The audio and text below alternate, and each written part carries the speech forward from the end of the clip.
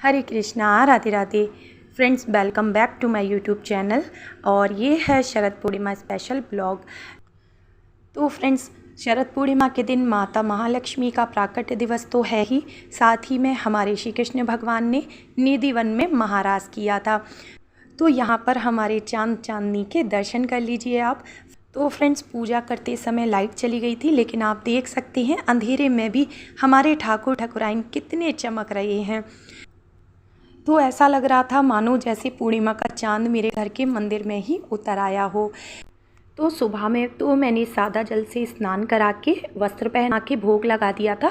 उसके बाद दोपहर में मैंने तैयार की इनके लिए ड्रेसेस, क्योंकि आपको मैंने बताया था ना, मैं घर चली गई थी 2-3 दिनों के लिए, तो इनकी ड्रेसेस नहीं बन पाई थी। और देखिए कुछ इस तरह की ड्रेस बन के इनकी तैयार हुई हैं। आप बताना आपको इनकी ड्रेस कैसी लग रही हैं। और ये बनाई है हमने अपनी लाडो रानी के लिए चुनरी। तो फ्रेंड्स, ये जो गोल्डन कलर का बॉर्डर आप देख रहे हैं ना, ये मैंने अलग कपड़े से लगाया है। तो बहुत प्यारी लग रही हैं।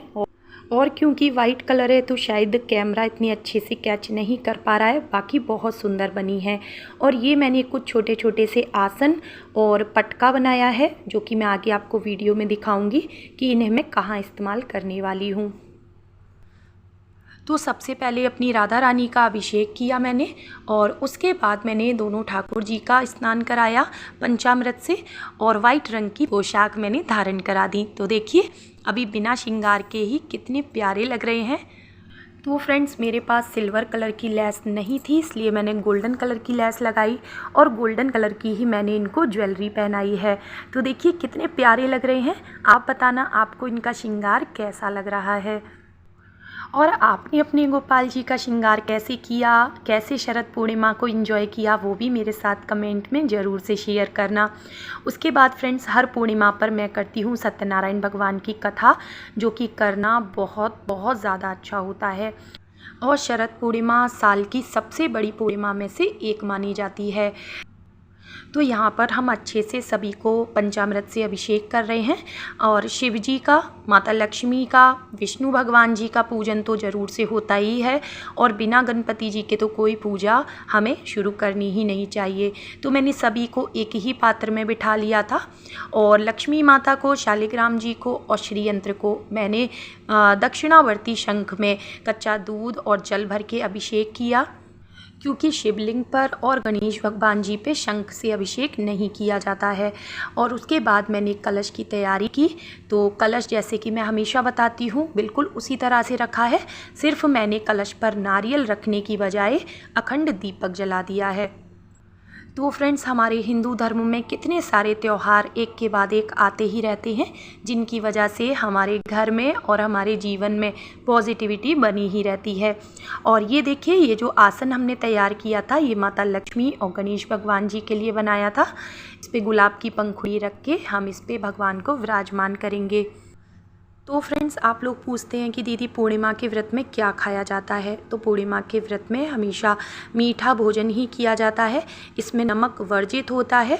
और संध्या के समय चंद्रमा को अर्घ्य देने के बाद अगर आपने खीर पूड़ी का भोग लगाया है तो वो आप ले सकते हैं प्रसाद में, और मीठे दही से आप पूड़ी पराठा खा सकते हैं, लेकिन इस दिन कच्चा खाना अवॉइड करना चाहिए। तो यहाँ पर देखिए, हमने सभी के लिए सफ़ेद रंग के आसन बनाए थे और सभी को विराजमान कर दिया है। पीतल की छोटी छोटी सी प्लेट हैं, उनमें हमने आसन बिछा दिए हैं। और ये शालिग्राम जी के लिए पटका बनाया है। देखिए हमारे शालिग्राम भगवान कितने अच्छे लग रहे हैं।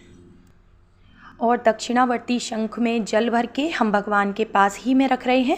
साथ ही गाय माता के लिए भी हमने शॉल बनाई है। गाय माता को पहले हमने अच्छे से स्नान कराया, और ये देखिए गोल्डन कलर की शॉल गाय माता पे कितनी अच्छी लग रही है। तो फ्रेंड्स, पूर्णिमा हो या एकादशी हो, इन तिथियों पर हमें अपने मंदिर की अच्छे से साफ़ सफाई करके सभी देवी देवताओं को स्नान करा के सभी का श्रृंगार जरूर करना चाहिए। तो यहाँ पे कुछ फूल मेरे पास रखे थे, मैंने 2 माला बना ली। एक हमने सत्यनारायण भगवान को पहना दी और दूसरी माला कलश देवता को पहना दी। उसके बाद तुरंत लाइट चली गई थी, लेकिन आप देख सकते हैं कि हमारे ठाकुर ठाकुराइन कितने सुंदर लग रहे हैं। तो मैंने अंधेरे में ही दीपक की रोशनी में अपनी पूजा को कंप्लीट कर लिया था। और हमारी राधा रानी ने देखिए कितना सुंदर गुलाब का फूल अपने बालों में लगा रखा है। और पूजा को करके सीधा हम चले गए थे किचन में। मैंने जाके सबसे पहले दूध बॉईल होने रखा खीर बनाने के लिए, भगवान के लिए आटे की पंजीरी और पंचामृत में हमेशा बनाती हूँ हर पूर्णिमा पर। भगवान को भोग लगता है और हमारे घर में सभी को बहुत ज़्यादा ये प्रसाद पसंद भी है। और खीर के चावल मैंने भिगो दिए थे अच्छे से साफ़ करके। और पंचामृत बनाने के लिए ना ये दही मैं एक दिन पहले ही रात को अच्छे से जमा देती हूँ, क्योंकि घर का जमा हुआ दही ना बहुत अच्छा होता है। तो मैंने यहाँ पे दूध, दही, घी, शक्कर और शहद डाल के पंचामृत तैयार कर लिया था। साथ ही में इसमें डालने के लिए थोड़ी सी हमने मेवा ले ली थी। तो आज मेरे पास 5 तरह की मेवा तो नहीं थी, हाँ थोड़े से मखाने, और मैंने जो सूखा नारियल होता है उसको कट कर लिया था। साथ ही में इलायची ले ली थी और इलायची को अच्छे से कूट के मेवा कट करके पंचामृत तैयार कर लिया था।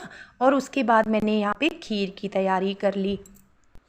और दूसरी तरफ हमने जल्दी से आटा लगा लिया था और गोल गोल पूड़ियाँ बना के तैयार कर लिया। तो फ्रेंड्स, नाम तो होता है हमेशा भगवान जी का कि भगवान जी के लिए हमें ये भोग तैयार करना है, लेकिन खाते कौन है इसको? हम सभी घर के मेंबर्स मिलके। तो फ्रेंड्स, मैंने इधर मंगला की पूड़ी निकाल ली है। मंगला कौन है? कान्हा जी की गाय। तो इनकी पूड़ी, रोटी, पराठा हमेशा पहले ही निकलता है। खीर मैंने एक बार में ही बना ली है। पहले थोड़ी सी खीर ले जाके मैं माता लक्ष्मी को और लड्डू गोपाल राधा रानी को भोग लगा दूंगी, और बाकी की बची खीर को हम रात में चंद्रमा की रोशनी में रख देंगे। तो यहाँ पर आप देखिए हमने सारा भोग प्रसाद भगवान के सामने ला के रख दिया है। और कुछ भोग में हमने तुलसी डाल दी है, बाकी का कुछ भोग प्रसाद हमने बिना तुलसी के रख दिया है। और उसके बाद मैं यहाँ पे कर रही हूँ सत्यनारायण भगवान की कथा, जो कि मैं हर पूर्णिमा को करती हूँ। और उसके बाद हमने आरती की। तो आरती की और माला जाप की वीडियो थोड़ा सा आगे पीछे हो गई है। भाभी भी आ गई थी आरती के समय पे, लेकिन उनका वीडियो शूट नहीं हो पाया। और ये देखिए हम लोगों ने मिलके आरती की। उसके बाद हमने चंद्रमा को अर्घ देने की तैयारी की। तो एक लोटे में हमने जल, कच्चा दूध, थोड़ी सी खीर मिला ली थी, चंदन, थोड़े से पुष्प डाल के और घी का दीपक, धूप बत्ती, फूल, ये सब ले करके हम चले गए अपने घर की छत पे। और आज के चंद्रमा में भी मुझे अपने कान्हा नज़र आ रहे थे और भाभी छत पे ही बैठी हुई थी। मैंने जाते ही बोला कि अरे वाह, मेरे कान्हा कैसे चमक रहे हैं। हर चीज़ में मुझे अपने श्री कृष्ण ही नज़र आते हैं। और ये है आज की पूर्णिमा का चाँद। देखिए कितना सुंदर और कितना बड़ा चंद्रमा निकला है आज। तो आप लोग पूछते भी हैं कि क्या दीदी आप पूर्णिमा का व्रत करती हैं? तो जी नहीं, मैं व्रत नहीं करती हूँ। मैंने कई बार बताया है कि मैं सिर्फ एकादशी के व्रत करती हूँ और करवा चौथ, जन्माष्टमी और राधा अष्टमी, बस ये व्रत मैं करती हूँ। बाकी सभी दिनों में मैं सिर्फ पूजा करती हूँ।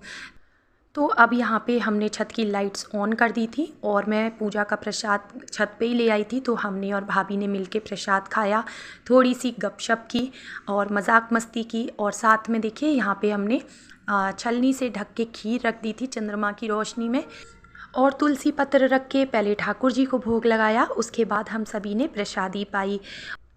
और हस्बैंड भी आ गए थे ऑफिस से। तो पति पत्नी को शरद पूर्णिमा की चांद की चांदनी में ज़रूर से कुछ देर रहना चाहिए।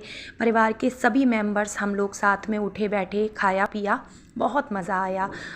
और उसके बाद मैं छोटे लड्डू गोपाल जी को भी छत पे ले आई थी।